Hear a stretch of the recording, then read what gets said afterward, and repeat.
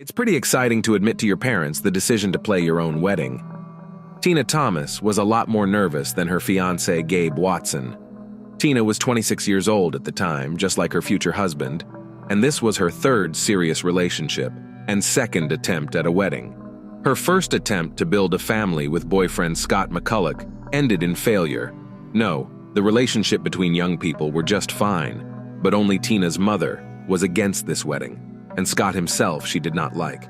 There were no specific claims, but like every mother, she wanted a better and happier life for her daughter, and Tina herself, at that moment, was still very young. For this reason, the couple soon parted. The mirage of a joint future melted away. The second attempt, with Stan Marks, also failed. Here, Tina's parents did not play any role. The couple could not overcome the first 3-year crisis, and they parted by mutual consent. Finally, on Christmas Eve, at a party of friends, Tina meets Gabe Watson. We can't say it was love at first sight, on the contrary. The relationship was built more as mutual support for each other after a recent breakup. Yes, perhaps this is not the most joyful reason to start building a new relationship, but 2 years later, Gabe proposed marriage to Tina. Tina, having learned from bitter experience, said she agreed, but couldn't do it without parental blessing. In 2003, Gabe decided like a real prince, beautifully and romantically appealed to the parents of his chosen one and chose Valentine's Day. But Tina's father was away, so the dinner was moved to the next day. On February 15th, during the dinner, when Watson voiced his decision to live with Tina all his life hand in hand, the father of the bride asked a seemingly simple question to the groom. "Does he love Tina?" Gabe stammered like a schoolboy but never answered. His father considered this reaction to be a common embarrassment among strangers. Then he asked his daughter the same question.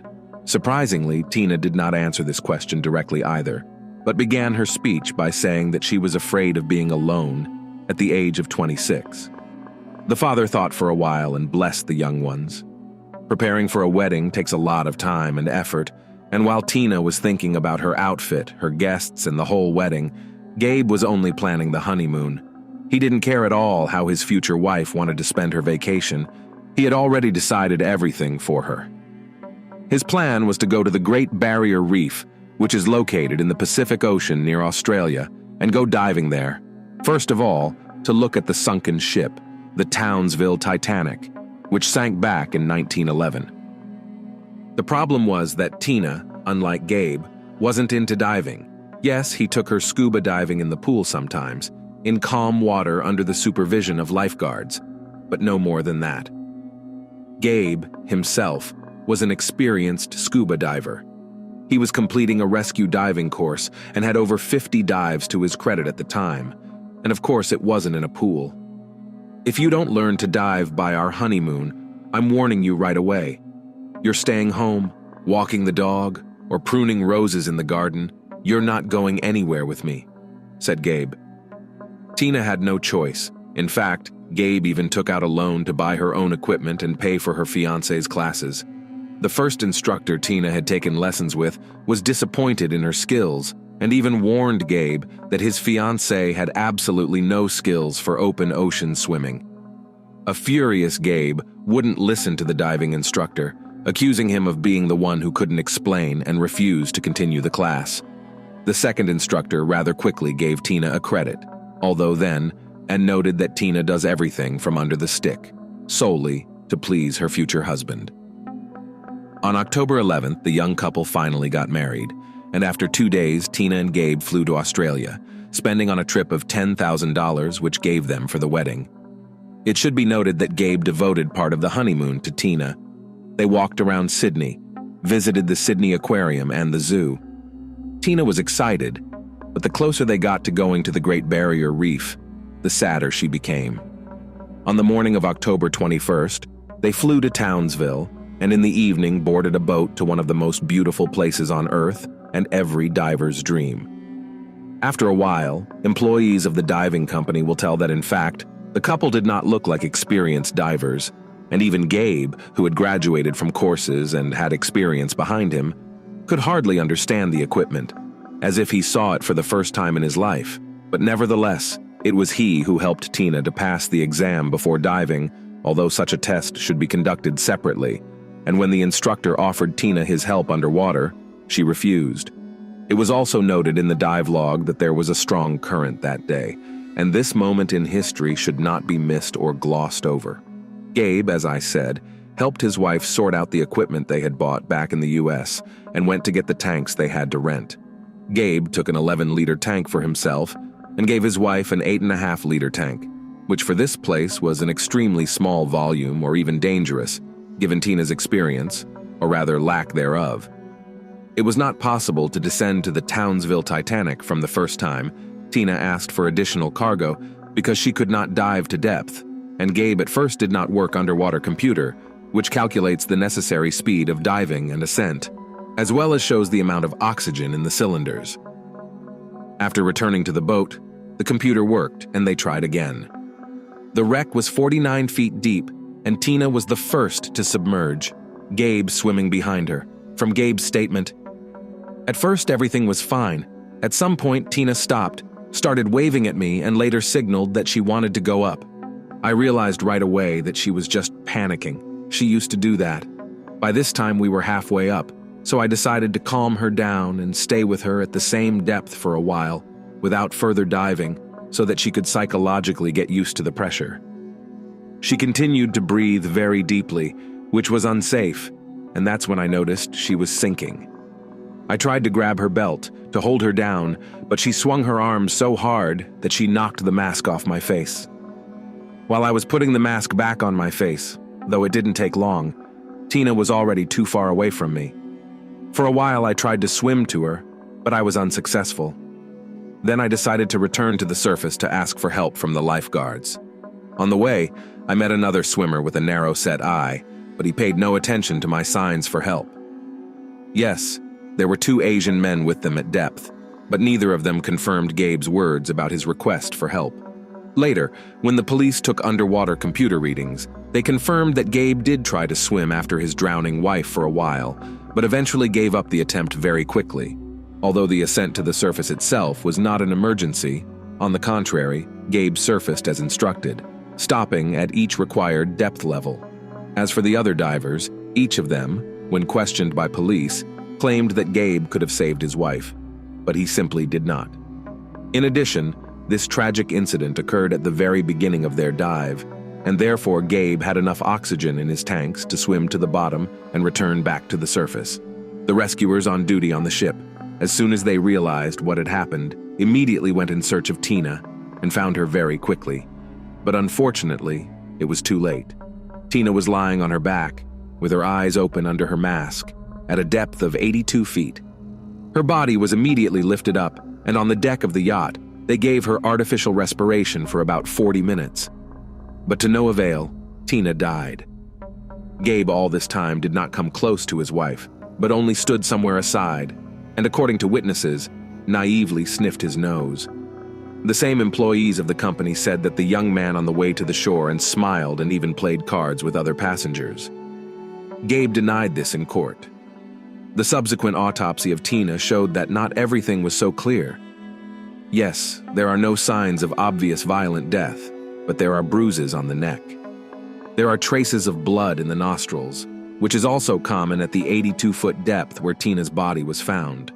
There are no traces of alcohol in the blood, but there are high levels of drugs such as ibuprofen and paracetamol, although these drugs are used in the treatment of seasickness. A small amount of fluid was seen in the lungs. The report stated that Tina died from drowning, but it is possible that she drowned while already deprived of oxygen. Tina's gear was checked by the Australian Water Police, but no malfunctions were noted. The police could have written it off as an accident. An inexperienced diver ignored safety rules and paid for it with his life. A very common case, unfortunately, but only there were suspicious moments in this story, such as rather ambiguous results of the autopsy. Also, according to the diving team, strange behavior of Watson, which does not fit into the conventional picture, where the husband grieves for his wife who just died. All these factors did not give so easily close the case. And that's why the investigation was taking quite a long time. Gabe realized the detectives were digging for him. In addition, Tina's parents did not want to accept what had happened as a tragic accident and wanted to see their son-in-law in the dock. If not as the murderer of their daughter, then at least as a man who had not helped her.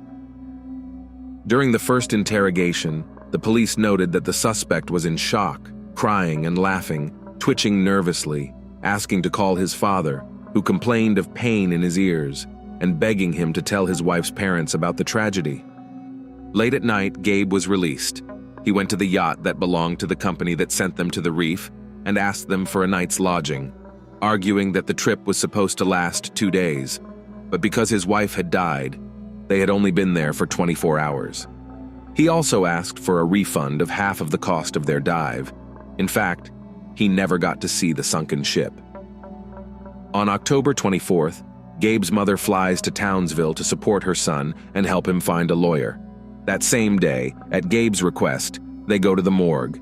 Gabe wanted to see his wife one more time. Because the husband was still considered a suspect, the morgue employee called the detective who was in charge of the case. In theory, Gabe could have hidden some evidence, but the grief-stricken husband only cried, held his wife's cold hand, and begged her forgiveness, not realizing at all that the police officer was standing outside the door at the time, recording him on a tape recorder. "I didn't mean to hurt you." These are the words Detective Lawrence later uses against Gabe in court. "Then at the morgue, you told Tina you didn't mean to hurt her. What did you mean by that?" Lawrence will ask his question. The story of Gabe's sore ear was repeated again as he was traveling home with his wife's body.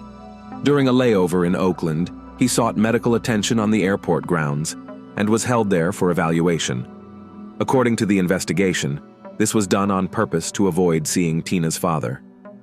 However, and divers will confirm this, ear problems are a fairly common ailment among divers. Tina's funeral was held on November 5th, where Gabe still had to meet with the deceased's father. Gabe, almost in full view of everyone, took off his wife's wedding ring, putting it on his ring finger over hers, as well as earrings, which he immediately handed over to his father-in-law. Watson and the Thomas family never crossed paths again that day. Later in the trial, Gabe would be asked the question, "Did you really take your wife's jewelry off during the funeral?" Gabe will only smile and shrug. "I don't think I could have done it later." Everyone had different opinions about Gabe. Some said that this chubby, funny man was quite a kind man, and some on the contrary called him a tyrant and a despot. But they all agreed on one thing. Gabe and Tina were not happy, or at least they didn't seem to be.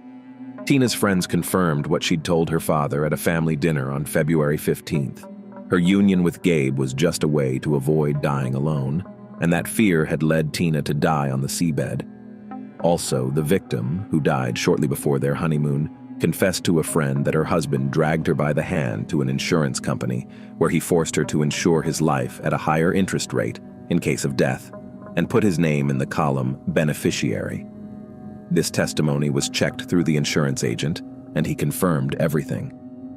The cab driver who drove the newlyweds to the yacht was also questioned. Tina cried the whole way, but her husband paid no attention to her. Finally, Tina's friend Amanda Phillips told another story, and it became clear what the couple's relationship was really like. This damn jerk videotaped Tina urinating in the bathroom and then edited it and put it in a tape of them celebrating Christmas. That would have been okay, but he turned it on at a general viewing with a full house of guests. He laughed like a horse, while everyone twiddled their fingers around their temples and tried to explain to him that it was a very low act.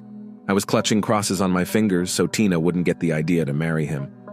While removing jewelry right during a funeral may seem like a frightening and denunciatory act on Gabe's part, during the trial, in 2008, the jury was shown an extremely disturbing footage of Watson visiting Tina's grave, taking all the flowers from it and carrying them away. They were later found in a nearby trash can. Tina's father noticed the missing flowers, and to find out the thief, he set up a hidden camera in the next row among the monuments, but he never expected to see Gabe on the tape and was outraged by such an act. In court, Gabe's defense was that he and his wife had discussed the death of one of their own on an extreme honeymoon, and the lack of flowers on the grave was her request, which sounded very strange and unlikely. There's no telling how long the search for evidence would have dragged on if the cops had put on the exact same gear the newlyweds had and hadn't tried to stage that incident. Gabe said Tina drowned while he was trying to put a mask on her face. It turned out it was impossible to put the mask on underwater by yourself, unless you used another source of air, in this case, Tina's oxygen. In late November 2008, the Australian police arrested Gabe, and on June 5, 2009, Gabe's trial began, where he pleaded guilty, but only to failing to save his wife, so he was charged with negligent homicide and sent to prison for 18 months. After completing his sentence, Gabe returned home to the U.S., but a year later, the now U.S. court charged him with first-degree murder, the motive for which was to receive insurance payments after the death of his wife. Gabe's lawyer tried to defend his client, shifting all the blame on the diving company, that the employees of this company did not take care of the safety of tourists, and now, afraid of losing their license, and therefore the whole business, are trying to shift the blame on the unhappy husband who has already served his time in another country. As for the money received from the insurance company, the payout amounted to $33,000, while Gabe spent much more money on lawyers and additional expertise. Nevertheless, the prosecution continued to insist that this spending was only because the husband could not assume that he would not be believed, and also the prosecutor refused to accept the fact that Gabe, with a degree in drowning rescue in hand, could not even save his wife. When Gabe had his say, he addressed the jury.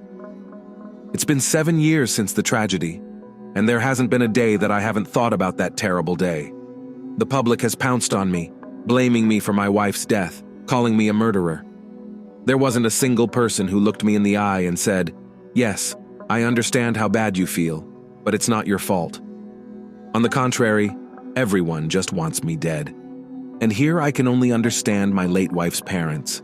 Yes, they will never forgive me, no matter how much I kneel before them, and no matter how much I beg their forgiveness. You often hear the phrase, 'I can't imagine what it's like to lose a child,' but I've never heard anyone say, 'I can't imagine what it's like to lose a wife, especially on a honeymoon.' If I can be accused of anything, it's that I didn't make enough effort to save Tina, but I've already received my punishment for that. Perhaps you all would have been satisfied if I had drowned with my wife then, 7 years ago. But I was afraid to die, afraid I wouldn't be able to rise from the bottom to the top. I just wanted to live, as I still want to live now." No evidence of Gabe's guilt was presented to the court. The jury found Gabe not guilty. What do you guys think? Is Gabe guilty of Tina's death?